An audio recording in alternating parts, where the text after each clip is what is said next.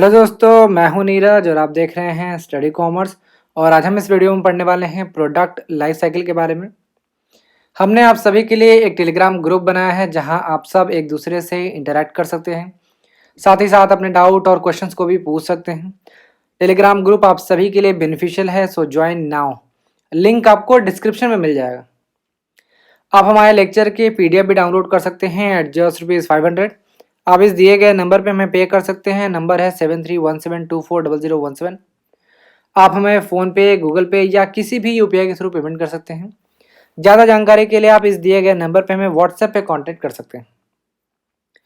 आपके सिलेबस में product life cycle mentioned है, जो एक इम्पॉर्टेंट टॉपिक है जहाँ से NTA हर बार एक क्वेश्चन पूछता है। इसके अलावा एक और इम्पॉर्टेंट टॉपिक है जिसको आपको पढ़ना ज़रूरी है, और वो है न्यू प्रोडक्ट डेवलपमेंट।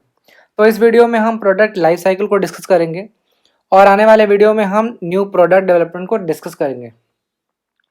इससे पहले मैंने प्रोडक्ट पे एक वीडियो बना लिया है, तो अगर आपने ये वीडियो नहीं देखा है तो आप आई बटन पे क्लिक करके देख सकते हैं, या फिर डिस्क्रिप्शन में भी लिंक आपको मिल जाएगा। वीडियो में आगे बढ़ने से पहले आप सभी के लिए एक क्वेश्चन। आपको बताना है कि इनमें से कौन से स्टेज में कस्टमर्स को अर्ली अडॉप्टर्स बोला जाता है। क्या वो इंट्रोडक्शन स्टेज है, क्या वो ग्रोथ स्टेज है, क्या वो मैच्योरिटी स्टेज है, क्या वो डिक्लाइन स्टेज है। कमेंट बॉक्स में इस क्वेश्चन को अटेम्प्ट करिएगा। वीडियो के एंड में मैं आपको इस क्वेश्चन का आंसर प्रोवाइड करूंगा। अब बात करते हैं प्रोडक्ट लाइफ साइकिल की, जिसे हम शॉर्ट में PLC भी कहते हैं। तो प्रोडक्ट लाइफ साइकिल में आपको पता होना चाहिए कि आपको पढ़ना क्या है। तो दो चीज़ें आपको ज़रूरी हैं जानना। फर्स्ट है PLC क्या होता है, यानी प्रोडक्ट लाइफ साइकिल क्या होता है। दूसरा डिफरेंट स्टेजेस ऑफ PLC, यानी कि प्रोडक्ट लाइफ साइकिल के डिफरेंट स्टेजेस के आपको पता होना चाहिए, जैसे introduction stage, growth stage, maturity stage और डिक्लाइन स्टेज के बारे में पता होना चाहिए। और प्रोडक्ट लाइफ साइकिल स्ट्रेटजीज के बारे में आपको पता होना चाहिए। ये दो चीज़ें बहुत इंपॉर्टेंट है। पहला, प्रोडक्ट लाइफ साइकिल क्या है, डिफरेंट स्टेज क्या है, और सेकंड, PLC स्ट्रेटजीज आपको पता होना चाहिए। इन्हीं दोनों से एग्जाम में क्वेश्चंस पूछे जाते हैं। तो अगर मैं प्रोडक्ट लाइफ साइकिल की बात करूं तो सिंपल लैंग्वेज में आप कह सकते हैं कि एक प्रोडक्ट के लॉन्च होने से लेके उसके मार्केट से आउट होने तक के पीरियड को ही हम प्रोडक्ट लाइफ साइकिल कहते हैं, in a very layman language. For example, iPod. IPod आप सब जानते होंगे, एप्पल का एक प्रोडक्ट है जहाँ पे आप म्यूज़िक सुनते थे। 2008 में लॉन्च हुआ और 2018 में ये मार्केट से आउट हो गया। फॉर एग्जांपल मान लेते हैं, मुझे एग्जैक्ट पीरियड नहीं पता है लेकिन सपोज कर लेते हैं, तो इस पॉइंट से लेके इस पॉइंट तक, पॉइंट A से लेके पॉइंट B पीरियड तक का जो समय है वो इस प्रोडक्ट का प्रोडक्ट लाइफ साइकिल होगा। कोई ज़रूरी नहीं है कि हर प्रोडक्ट का लाइफ साइकिल जो है वो सेम हो। जैसे प्रोडक्ट लाइफ साइकिल को आप ह्यूमन बीइंग के लाइफ साइकिल से भी कनेक्ट कर सकते हैं। जिस तरीके से एक बच्चा पैदा होता है, फिर बड़ा होता है, फिर यंग बनता है, फिर ओल्ड हो जाता है और अंत में उसकी डेथ हो जाती है। उसी तरीके से एक प्रोडक्ट मार्केट में इंट्रोड्यूस किया जाता है, फिर वो ग्रोथ स्टेज में जाता है, फिर मैच्योर होता है और फिर डिक्लाइन स्टेज में चला जाता है, मार्केट से आउट हो जाता है। तो यहाँ पे आप देख रहे हैं कि 10 साल जो है वो लाइफ साइकिल इसकी रही है। कोई ज़रूरी नहीं है कि हर प्रोडक्ट की लाइफ साइकिल 10 साल ही हो, वो डिफ़र कर सकता है product to product. For example, एक फ़ोन, कोई नया फ़ोन मार्केट में लॉन्च हुआ, हो सकता है वो 5 साल में ही मार्केट से आउट हो जाए। अगर आप अमूल बटर की बात करें तो वो 100 ईयर से चल रहा है। तो प्रोडक्ट लाइफ साइकिल जो है अलग अलग प्रोडक्ट का अलग अलग होता है। तो प्रोडक्ट लाइफ साइकिल के अंतर्गत प्रोडक्ट के जो भी टोटल सेल होते हैं और जो प्रॉफिट होता है उसको दिखाया जाता है। उसके लाइफ टाइम में कितना सेल हुआ, कितना प्रॉफिट हुआ, इसी का लेखा जोखा प्रोडक्ट लाइफ साइकिल है। और प्रोडक्ट लाइफ साइकिल में जो कर्व होता है, जिसको हम PLC कर्व कहते हैं, वो जनरली बेल शेप्ड होता है, यानी घंटे का आकार का होता है। आपने लगभग हर यूट्यूब वीडियो में ये सुना होगा, प्रेस द बेल आइकन। इसी घंटे की बात हो रही है, यानी एक बेल शेप्ड आइकन की बात हो रही है। लेकिन आप यहाँ पे ध्यान रखिएगा कि जनरली बेल शेप्ड होता है, यानी कि ज़रूरी नहीं है कि हर बार ये जो PLC कर्व है वो बेल शेप्ड ही हो, ऐसा ज़रूरी नहीं है। कई बार ऐसा देखा गया है कि जो कर्व है वो यूनिक होता है, यानी कि वो स्पेशल लाइफ साइकिल को दिखाता है। For example, product life cycle concept जो है वो स्टाइल्स, फैशन और फैट्स में भी यूज़ किया जाता है। और इन तीनों के जो पीएलसी कर्व हैं वो डिफरेंट होते हैं। जैसे आप यहाँ पे देख रहे हैं स्टाइल का ये कर्व अलग है, फैशन का देख रहे हैं अलग है, और जो फैड है इसका भी कर्व अलग है, क्योंकि इसमें आप देख रहे हैं कि अचानक जो सेल्स है वो बढ़ी है और फिर अचानक से कम हो गई। जैसे आप देखें नवंबर दिसंबर में N95 जो मास्क था इंडिया में, अचानक से उसकी सेल बढ़ गई, तो ये फैड को दिखाता है। तो प्रोडक्ट लाइफ साइकिल के अंतर्गत जो स्टाइल है जो कि पीएलसी कर्व उसका डिफरेंट होता है, तो जानते हैं कि स्टाइल क्या होता है।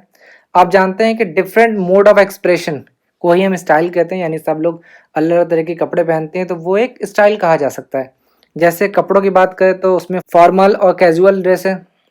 अब बात करते हैं फैशन की, तो करंटली एक्सेप्टेड या फिर पॉपुलर स्टाइल जो होता है उसे हम फैशन कहते हैं।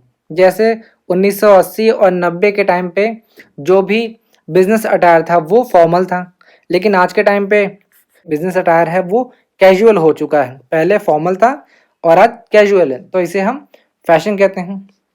थर्ड है फैड। फैड में क्या होता है कि अचानक फ्लक्चुएशन होता है, अनयूजुअल हाई सेल्स आप देखते हैं, और ये टेम्पररी पीरियड के लिए होता है, यानी कि लॉन्ग टर्म में नहीं होता है बल्कि टेम्पररी पीरियड के लिए होता है।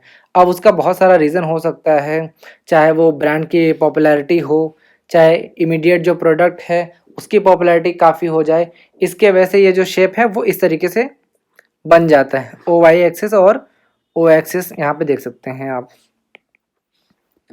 तो ये डिफरेंट शेप का होता है। तो प्रोडक्ट लाइफ साइकिल के अंतर्गत आपको ये पता होना चाहिए कि कौन कौन से स्टेजेस हैं। जनरली आपने ये सुना होगा कि 4 स्टेज होता है प्रोडक्ट लाइफ साइकिल का, जिसमें फर्स्ट है इंट्रोडक्शन, सेकंड है ग्रोथ, थर्ड है मैच्योरिटी और फोर्थ है डिक्लाइन। लेकिन अलग अलग लोगों ने अलग अलग स्टेजेस बताए हैं। मैं स्टैंडर्ड बुक को फॉलो करूंगा जो है फिलिप कोटलर के 15th एडिशन। उसमें इन्होंने बोला है कि प्रोडक्ट लाइफ साइकिल का 5 स्टेज है, जिसमें से फर्स्ट स्टेज है प्रोडक्ट डेवलपमेंट, जिसमें आइडिया जनरेशन होता है। सबसे पहले आइडिया जनरेशन होता है। आइडिया जनरेशन फर्स्ट स्टेप होता है जहां से प्रोडक्ट बनता है। सबसे पहले आइडिया आता है, उसके बाद उसको रियलिटी में बनाया जाता है, उसके बाद ही उसका लॉन्च किया जाता है उस प्रोडक्ट को, यानी इंट्रोडक्शन स्टेज तब शुरू होता है। लेकिन आपके सिलेबस में प्रोडक्ट डेवलपमेंट अलग से दिया है, यानी न्यू प्रोडक्ट डेवलपमेंट सिलेबस में दिया है, जो मैंने आपको स्टार्टिंग में बताया। तो इसे हम नेक्स्ट वीडियो में कवर करेंगे। फिलहाल आप याद रखिएगा कि 4 स्टेज हैं, इंट्रोडक्शन, ग्रोथ, मैच्योरिटी, डिक्लाइन। ये सारे स्टेजेस को हम आगे पढ़ेंगे। फिलहाल हम थोड़ा थोड़ा बात कर लेते हैं। यहाँ पे किताब में दिया है कि 5 तरीके के अलग अलग स्टेजेस हैं। फर्स्ट है प्रोडक्ट डेवलपमेंट, जिसके अंतर्गत न्यू प्रोडक्ट के आइडिया को डेवलप किया जाता है, और इसमें सेल्स जो है वो ज़ीरो होता है। अगर आप यहाँ देखें तो ये ज़ीरो है, और सेल्स आप देखो बिल्कुल ज़ीरो है, एकदम स्ट्रेट लाइन जा रही है। सेल्स का जो कर्व है वो ब्लू कलर का है, और प्रॉफिट का जो है वो रेड कलर का है। तो प्रोडक्ट डेवलपमेंट स्टेज में क्या होता है, सेल्स ज़ीरो होता है और इन्वेस्टमेंट जो है वो सबसे ज़्यादा होता है, क्योंकि यहाँ पे आप देखते हैं कि R&D किया जाता है, काफ़ी इन्वेस्टमेंट किया जाता है, मशीनरी परचेज किया जाता है, ह्यूमन रिसोर्स को हायर किया जाता है, तो काफ़ी एक्सपेंसेस होता है यहाँ पे। नेक्स्ट स्टेज है इंट्रोडक्शन की, जिसमें आप मार्केट में प्रोडक्ट को लॉन्च करते हो। इंट्रोडक्शन स्टेज यहाँ पे देखो थोड़ा थोड़ा जो सेल्स हैं वो बढ़ने लगते हैं, यानी जो आपकी सेल्स है, ग्रोथ है, वो स्लो हो जाती हैं। प्रॉफिट होता ही नहीं, एग्जिस्टेंट ही नहीं है, बल्कि नेगेटिव हो जाता है। आप यहाँ पे देखो ये प्रॉफिट वाला कर्व है जो नेगेटिव है, इसके नीचे नेगेटिव है। तो इंट्रोडक्शन स्टेज में प्रॉफिट जो है कोई एग्जिस्टेंस उसका होता नहीं है, नेगेटिव होता है, और हैवी एक्सपेंसेस इसमें होता है। थर्ड है ग्रोथ। तो ग्रोथ के अंतर्गत आप देखो धीरे धीरे सेल्स जो है वो बढ़ रही है। तो इसके अंतर्गत रैपिड मार्केट एक्सेप्टेंस होता है, यानी आपके प्रोडक्ट को अब धीरे धीरे लोग एक्सेप्ट करना स्टार्ट कर देते हैं, और प्रॉफिट भी धीरे धीरे बढ़ना स्टार्ट हो जाता है। नेक्स्ट है मैच्योरिटी स्टेज। मैच्योरिटी में मैक्सिमम प्रॉफिट होता है। जैसे अगर मैं आपको ओ आई एक्सेस और ओ एक्स एक्सेस और ओ वाई एक्सेस से अगर एक लाइन खींचूँ तो आप देखोगे कि मैक्सिमम जो प्रॉफिट है वो मैच्योरिटी स्टेज में ही होता है। लेकिन मैच्योरिटी स्टेज क्या है कि बहुत लंबे समय तक नहीं चलता, यानी मैक्सिमम ऐसा नहीं है कि मैच्योरिटी स्टेज चलता ही रहेगा। एक ऐसा पॉइंट ज़रूर आएगा जहाँ पे जो आपकी सेल्स ग्रोथ है वो स्लो डाउन हो जाएगी, यानी फिर धीरे धीरे कम होना स्टार्ट हो जाएगी। जैसे आप यहाँ से देखो फिर ये चीज़ें कम होना स्टार्ट हो चुकी है। तो मैच्योरिटी स्टेज में जो सेल्स ग्रोथ होता है वो स्लो डाउन होना स्टार्ट हो जाता है। लास्ट है डिक्लाइन। डिक्लाइन स्टेज वो है जहाँ पे आपका जो सेल है वो फेल ऑफ हो जाता है, यानी कि गिरना स्टार्ट हो जाता है और प्रॉफिट भी आपका कम हो जाता है। तो इस वीडियो में हम 4 ही स्टेज पढ़ेंगे सिंप्लिसिटी के लिए। न्यू प्रोडक्ट स्टेज जो है वो नेक्स्ट वीडियो में डिस्कस करेंगे। तो 4 जो प्रोडक्ट लाइफ साइकिल स्टेज हैं वो हैं इंट्रोडक्शन, ग्रोथ, मैच्योरिटी और डिक्लाइन। इसी को हम डिटेल में पढ़ेंगे।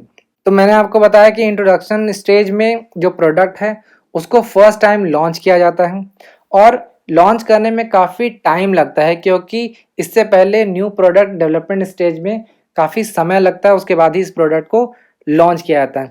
यहाँ पे जो भी सेल्स है वो बहुत ही कम होता है, प्रॉफिट नेगेटिव होता है या फिर कम होता है, और जो भी एक्सपेंसेस है वो काफ़ी ज़्यादा होता है, प्रमोशनल एक्सपेंसेस हैं वो भी काफ़ी ज़्यादा होता है। और यहाँ पे जो स्ट्रैटेजी अपनाई जाती है वो ये है कि चूँकि ज़्यादातर लोगों को, जो कस्टमर्स होते हैं, उनको इस प्रोडक्ट के बारे में पता नहीं होता है, इसलिए ज़्यादा से ज़्यादा अवेयरनेस फैलाया जाता है कि प्रोडक्ट के बारे में कस्टमर को पता चले। और जो भी कंपनियां हैं वो बेसिक वर्जन्स लॉन्च करती हैं प्रोडक्ट की। नेक्स्ट बात करते हैं ग्रोथ स्टेज की। तो जब इंट्रोडक्शन स्टेज में जो भी प्रोडक्ट मार्केट में लॉन्च किया जाता है, अगर वो प्रोडक्ट मार्केट को सेटिस्फाई करती है तो वो ग्रोथ स्टेज में इंटर कर जाती है। इसके अंतर्गत जो सेल्स है वो तेज़ी से बढ़ने लगता है और प्रॉफिट जो है वो भी तेज़ी से बढ़ने लगता है, क्योंकि जो कस्टमर्स होते हैं वो एक दूसरे को फेवरेबल चीज़ बताना स्टार्ट कर देते हैं कि प्रोडक्ट अच्छा है। जैसे जैसे सेल्स बढ़ती है प्रॉफिट ज़्यादा होता है और इस प्रॉफिट को देख के नए नए जो कॉम्पिटिटर्स हैं वो मार्केट में एंटर करते हैं और वो न्यू प्रोडक्ट फीचर्स लॉन्च करते हैं, इंट्रोड्यूस करते हैं मार्केट में, और इस तरीके से जो मार्केट है वो एक्सपेंड हो जाती है। जैसे जैसे कॉम्पिटिटर्स मार्केट में बढ़ते जाते हैं वैसे वैसे डिस्ट्रीब्यूशन आउटलेट जो हैं वो भी बढ़ते जाते हैं और सेल्स जो है वो तेज़ी से बढ़ जाता है। इसके अंतर्गत जैसे मैंने आपको बताया कि प्रॉफिट भी इंक्रीज हो जाती है ड्यूरिंग ग्रोथ स्टेज, और इसके साथ साथ जो प्रमोशनल कॉस्ट होता है वो भी स्प्रेड हो जाता है ओवर अ लार्ज वॉल्यूम। जैसे जैसे स्टार्टिंग में आपने देखा कि जो प्रमोशनल एक्सपेंसेस हैं वो काफ़ी ज़्यादा होता है, लेकिन अब ग्रोथ स्टेज में क्या होता है, प्रमोशनल जो कॉस्ट होता है वो फैल जाता है बाकी जो प्रोडक्ट है उनके यूनिट्स पे। फर्म जो होती है ग्रोथ स्टेज में सेवरल स्ट्रैटेजीज अपनाती हैं ताकि तेज़ी से मार्केट ग्रोथ कर सकें। इसके अलावा ग्रोथ स्टेज में न्यू मार्केट सेगमेंट में जो फर्म है वो एंटर करती हैं और नए नए डिस्ट्रीब्यूशन चैनल में भी इन्वेस्ट करती है। इसके अलावा प्रोडक्ट में अलग अलग एक्सटेंशन किया जाता है, उसके सर्विस वारंटी में एक्सचेंज किया जाता है। इसके अलावा प्राइस में कमी की जाती है, यानी पेनिट्रेटिव प्राइसिंग स्ट्रेटजी अपनाई जाती है ताकि ज़्यादा से ज़्यादा कस्टमर्स को हम इनवाइट कर सकें। ज़्यादा से ज़्यादा पैसे इन्वेस्ट किए जाते हैं ऑन प्रोडक्ट इम्प्रूवमेंट, प्रमोशन और डिस्ट्रीब्यूशन पे, ताकि कंपनी जो है वो एक मार्केट का डोमिनेटिंग पोजीशन हासिल कर सकें। और ग्रोथ स्टेज इस तरीके से बढ़ती रहती है और ये लंबे समय तक चलने के बाद नेक्स्ट स्टेज में हम पहुंच जाते हैं जो कि है मैच्योरिटी स्टेज। मैच्योरिटी स्टेज में आप देखते हैं कि मैक्सिमम जो सेल्स है, मैक्सिमम जो प्रॉफिट होता है वो मैच्योरिटी स्टेज में ही होता है। उसके बाद जो भी सेल्स ग्रोथ है वो स्लो डाउन होना स्टार्ट कर देती है और हम मैच्योरिटी स्टेज में पहुंच जाते हैं। मैच्योरिटी स्टेज जो है वो जनरली सबसे लंबा समय होता है कंपेयर टू प्रीवियस स्टेजेस, और इसके अंतर्गत बहुत चैलेंजेस हैं मार्केटिंग मैनेजमेंट को, बहुत सारे प्रॉब्लम्स आते हैं। मैच्योरिटी स्टेज में चूंकि सेल्स ग्रोथ में स्लो डाउन हो जाता है, यानी सेल्स में कमी हो जाती है, तो ज़्यादातर जो प्रोड्यूसर होते हैं वो नए नए प्रोडक्ट को सेल करना स्टार्ट हो जाते हैं। इस तरीके से जो ओवर कैपेसिटी होती है उससे कंपटीशन बढ़ जाता है। कॉम्पिटिटर्स जो है वो अपने प्राइसेस को कम करना स्टार्ट कर देते हैं और अपने जो एडवर्टाइजिंग और सेल्स प्रमोशन पे जो पैसे खर्च करना है वो भी बढ़ा देते हैं। इस तरीके से वो अपने प्रोडक्ट डेवलपमेंट का जो बजट है वो भी बढ़ा देते हैं ताकि जो भी प्रोडक्ट वो बेच रहे हैं उनका बेटर वर्जन मार्केट में लेके आएँ। इस तरीके से जो प्रॉफिट है वो भी कम होने लगता है और वीकर कॉम्पिटिटर्स होते हैं वो मार्केट से बाहर होना भी स्टार्ट हो जाते हैं। अब बात करते हैं डिक्लाइन स्टेज की। जैसा नाम से ही पता चल रहा है कि डिक्लाइन स्टेज में जो भी सेल्स है वो भी डिक्लाइन होता है, जो प्रॉफिट है वो भी डिक्लाइन होता है, गिरने लगता है, और जो कॉम्पिटिटर्स है वो भी विड्रॉ करने लगते हैं मार्केट से, यानी कॉम्पिटिटर्स की भी कमी होनी स्टार्ट हो जाती है। प्रमोशनल बजट और जो प्राइसेस है उनमें भी कमी किया जाता है, और जो सेल्स है वो भी ज़ीरो हो जाता है या फिर लो लेवल तक पहुंच जाता है। और जो सेल्स डिक्लाइन है उसका बहुत सारे रीज़न है, जैसे टेक्नोलॉजिकल एडवांसेस और कस्टमर का जो टेस्ट है वो चेंज हो जाता है, या कंपटीशन जो है वो बढ़ जाता है, इस वजह से डिक्लाइन स्टेज आ जाता है। तो मैंने आपको प्रोडक्ट लाइफ साइकिल के अंतर्गत 4 स्टेज बताया। फर्स्ट स्टेज में प्रोडक्ट को लॉन्च किया जाता है, पहली बार कस्टमर के परचेस करने के लिए अवेलेबल होता है। सेकंड है ग्रोथ स्टेज, जिसमें जो भी प्रोडक्ट की सेल्स है वो तेज़ी से बढ़ना स्टार्ट हो जाती है। मैच्योरिटी स्टेज में प्रोडक्ट जो है वो मैक्सिमम प्रॉफिट मैक्सिमम सेल्स तक पहुंच जाती है, उसके बाद सेल्स होता है उसकी ग्रोथ स्लो होने लगती है, यानी लेवल ऑफ होना स्टार्ट हो जाता है। फोर्थ स्टेज में मैंने बताया कि डिक्लाइन होता है, यानी डिक्लाइन स्टेज होता है। इसमें प्रोडक्ट का जो सेल है वो फेड अवे हो जाता है, यानी दम कम हो जाता है। अब चारों स्टेजेस को एक साथ देखते हैं और कंपेयर करते हैं कि कौन से स्टेज की क्या विशेषता है, क्या मार्केट ऑब्जेक्टिव्स हैं और क्या स्ट्रेटजीज हैं। अगर आप इस स्लाइड को 3 से 4 बार देख लेते हैं तो आपको किसी भी बुक की ज़रूरत नहीं है और किसी भी दूसरे वीडियो की ज़रूरत नहीं है, इसी एक स्लाइड से आपका सारा काम हो जाएगा। तो सबसे पहले बात करते हैं इंट्रोडक्शन स्टेज की, जो फर्स्ट स्टेज है ऑफ पीएलसी। विशेषता बात करते हैं, फर्स्ट है सेल्स। तो इंट्रोडक्शन स्टेज में जो सेल्स है वो लो होता है। मैंने आपको बताया था कि इंट्रोडक्शन स्टेज में जो सेल्स है वो बहुत कम होता है, क्योंकि मार्केट में जितने भी कस्टमर्स हैं उनको प्रोडक्ट के बारे में कोई भी जानकारी नहीं होती। नेक्स्ट है कॉस्ट। तो कस्टमर को जो प्रोडक्ट की कॉस्ट पड़ती है वो हाई पड़ती है, क्योंकि इनिशियली जो प्रोडक्ट बनाया जाता है वो कम मात्रा में बनाया जाता है और उसमें काफ़ी इन्वेस्टमेंट किया जाता है, तो हाई कॉस्ट पड़ता है इंट्रोडक्शन स्टेज में। प्रॉफिट की बात करें तो प्रॉफिट नेगेटिव होता है या ज़ीरो होता है, जनरली नेगेटिव ही होता है, क्योंकि इतना सारा इन्वेस्टमेंट किया जाता है कि रिकवर हो ही नहीं पाता। नेक्स्ट है कस्टमर। तो इंट्रोडक्शन स्टेज में जो भी कस्टमर प्रोडक्ट को परचेज करते हैं उन्हें हम इनोवेटर्स कहते हैं। नेक्स्ट है कॉम्पिटिटर्स। तो इंट्रोडक्शन स्टेज में कॉम्पिटिटर्स बहुत ही कम होते हैं। नेक्स्ट है मार्केट ऑब्जेक्टिव। तो इंट्रोडक्शन स्टेज में जो मार्केट ऑब्जेक्टिव होता है वो ये होता है कि ज़्यादा से ज़्यादा कस्टमर्स तक प्रोडक्ट के बारे में उनको अवेयरनेस दी जाए, यानी उनको बताया जाए कि हमारा प्रोडक्ट आ चुका है, और ट्रायल के लिए भी उनको बुलाया जाए कि आप प्रोडक्ट को यूज़ करिए, पहले एक्सपीरियंस करिए, उसके बाद प्रोडक्ट को परचेज करिए। अब बात करते हैं स्ट्रैटेजी की। तो प्रोडक्ट जो है वो बेसिक वर्जन में लॉन्च करना चाहिए, यानी कि बेसिक प्रोडक्ट लॉन्च करना चाहिए इंट्रोडक्शन स्टेज में। प्राइस की बात करें तो कॉस्ट प्लस जो स्ट्रेटजी है वो अपनानी चाहिए, यानी कि अगर 10 रुपये का कॉस्ट है तो 2 रुपये एक्स्ट्रा प्रॉफिट लेके 12 रुपये का प्रोडक्ट की प्राइस रख सकते हैं।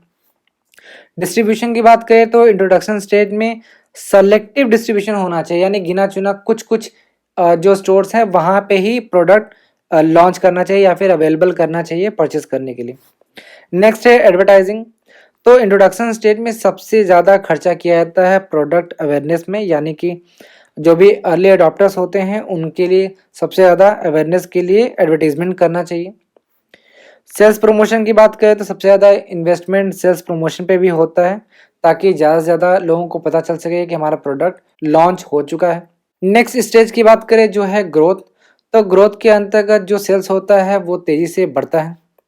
कॉस्ट जो होता है वो एवरेज कॉस्ट पड़ता है कस्टमर को प्रोडक्ट को परचेस करने में।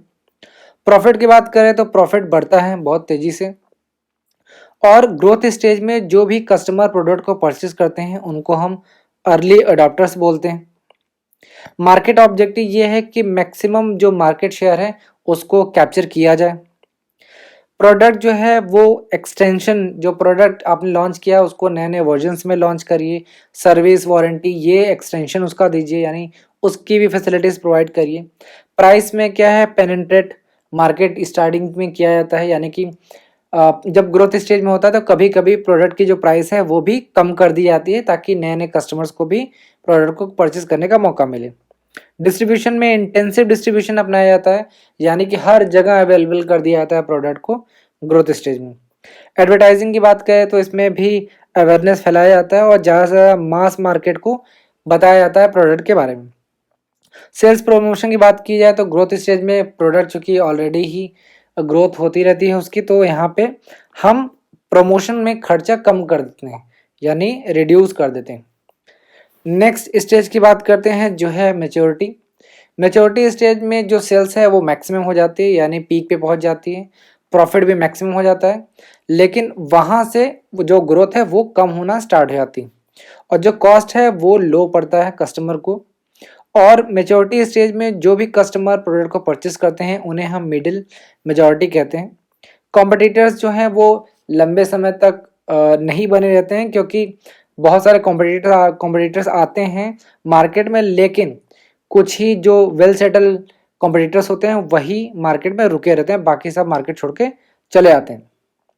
मार्केटिंग ऑब्जेक्टिव्स की बात करें तो यहाँ पे मैच्योरिटी स्टेज में मैक्सिमम प्रॉफिट गेन करने के बारे में सोचा जाता है और मार्केट शेयर को डिफेंड करते हुए, यानी अगर आपका मार्केट शेयर सपोज कर लिए 25% है तो इसको बना के आप मैक्सिमम प्रॉफिट कर सकें, इसके बारे में सोचा जाता है। प्रोडक्ट की बात करें तो यहाँ पे डाइवर्सिफाई ब्रांड और मॉडल्स को इंट्रोड्यूस किया जाता है मार्केट में, ताकि ज़्यादा से ज़्यादा कस्टमर्स उनको परचेज कर सकें। प्राइस की बात की जाए तो प्राइस जो है वो अपने कॉम्पिटिटर्स को मैच करने के लिए या फिर बीट करने के लिए आप रख सकते हैं। डिस्ट्रीब्यूशन की बात करें तो आप ज़्यादा इंटेंसिव डिस्ट्रीब्यूशन कहते हैं, यहाँ पे आप ज़्यादा इंटेंसिव डिस्ट्रीब्यूशन यूज़ करते हैं। इंटेंसिव का मतलब है कि हर जगह अवेलेबल कराना चाहते हैं मैक्सिमम। एडवर्टाइजिंग की बात करें तो हम ज़्यादा स्ट्रेस करते हैं डिफरेंसेस में, यानी ब्रांड डिफरेंसेस और बेनिफिट पे ज़्यादा जोर देते हैं। मैच्योरिटी स्टेज में एडवर्टाइजिंग पे हम ब्रांड डिफरेंसेस और बेनिफिट पे ज़्यादा जोर देते हैं। जैसे MDH में आपने देखा होगा कि उन्होंने बोला है कि 100 वर्षों का वादा, यानी कि एक प्रोडक्ट से दूसरे प्रोडक्ट को डिफ्रेंशिएट किया जा रहा है कि हमारा प्रोडक्ट काफ़ी पुराना और वेल सेटल्ड है। सेल्स प्रमोशन की बात करें तो मैच्योरिटी स्टेज में हम इंक्रीज कर देते हैं, यानी ज़्यादा से ज़्यादा हम सेल्स प्रमोशन करते हैं ताकि हम सेल्स को बढ़ा सकें। फोर्थ स्टेज है डिक्लाइन। इसके अंतर्गत हमारा जो सेल है वो भी डिक्लाइन होता है, प्रॉफिट भी कम होता है और जो कॉम्पिटिटर्स हैं वो भी कम होने लगते हैं और जो कॉस्ट है वो भी कम हो जाता है। इसके अंतर्गत जो भी कस्टमर प्रोडक्ट को परचेज करते हैं उन्हें हम लगार्ड्स कहते हैं, यानी जो लेज़ी होते हैं, जो मतलब धीरे धीरे खरीदना कम कर देते हैं उनको।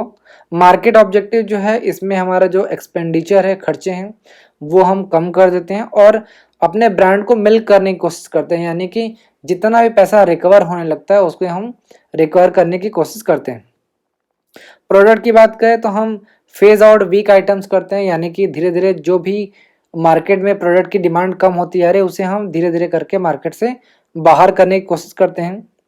प्राइस की बात करें तो हम प्राइस को कट करते हैं, यानी प्राइस को धीरे धीरे कम करने की कोशिश करते हैं। डिस्ट्रीब्यूशन की बात करें तो वापस से हम सेलेक्टिव पे आ जाते हैं, यानी कि कुछ गिने चुने ही आउटलेट्स पे ही हमारा प्रोडक्ट अवेलेबल होगा और जो भी आउटलेट्स प्रॉफिटेबल नहीं हैं उन्हें हम धीरे धीरे फेज आउट करते रहते हैं, यानी बंद करना स्टार्ट कर देते हैं। एडवर्टाइजिंग की बात करें तो हम जो एडवर्टाइजिंग है वो कम कर देते हैं धीरे धीरे और जो हार्डकोर लॉयल्स कस्टमर्स होते हैं उन पे ही हम ज़्यादा फोकस करते हैं। सेल्स प्रमोशन की बात करें तो इसके अंतर्गत हम प्रमोशन को कम से कम लेवल पे लेके आते हैं। तो वापस से क्वेश्चन पे आते हैं। मैंने आपसे पूछा था कि आपको बताना है कि इनमें से कौन से स्टेज में कस्टमर्स को अर्ली अडॉप्टर्स बोला जाता है। तो इंट्रोडक्शन स्टेज में जो कस्टमर्स प्रोडक्ट को परचेस करते हैं उन्हें हम इनोवेटर्स बोलते हैं। ग्रोथ स्टेज के अंतर्गत जो भी कस्टमर्स परचेस करते हैं उन्हें हम अर्ली अडॉप्टर्स बोलते हैं। मैच्योरिटी स्टेज में जो भी कस्टमर प्रोडक्ट को परचेस करते हैं उन्हें मिडिल मेजॉरिटी बोला जाता है। डिक्लाइन स्टेज में जो भी कस्टमर परचेस करते हैं उन्हें हम लगार्ड्स कहते हैं, जिनको हम स्लो या धीमा कह सकते हैं। तो आपसे पूछा है कि कौन से स्टेज में कस्टमर्स को हम अर्ली एडॉप्टर्स कहते हैं, तो वो है ग्रोथ स्टेज। तो करेक्ट आंसर हो जाएगा बी। तो उम्मीद है आपको ये वीडियो पसंद आया होगा। Thank you.